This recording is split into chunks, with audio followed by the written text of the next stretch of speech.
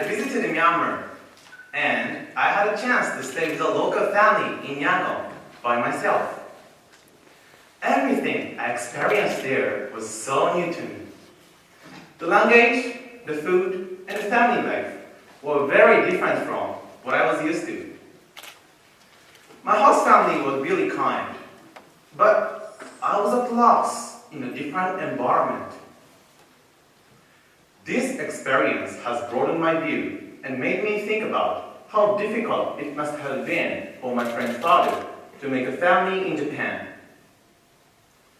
International marriages require a lot of compromise and understanding among family members. But if they are committed to each other and to understanding each other's culture, they can overcome these challenges and appreciate the richness of both cultures. When I was younger, my father never spoke to me in Japanese, hoping that my sister and I would learn French by talking with him. Unfortunately, we failed. Both my sister and I went to local Japanese schools, so we didn't have an opportunity to use French at all, except at home.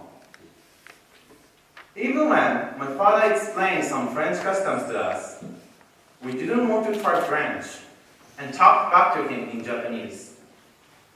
Despite my bad attitude, my father read French children's books, cooked delicious European dinners, and took us to France to visit his family. He has given us so much of the French culture.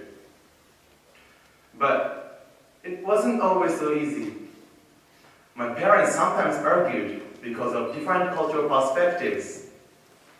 Each time my mother came home late due to her job, my father complained, saying, "Which is more important, family or work? French people never work overtime." Then my mother replied, "Well, the Japanese work harder than the French. When in Rome, do what the Romans do." When they were really upset, they used French, Japanese, and beloved English, all mixed together. In a way, it was fun to hear their chorus. Luckily, my parents were able to walk through conflicts and cultural differences like this. According to the Ministry of Health, Labor and Welfare, in 2010, more than 30,000 Japanese people married foreigners.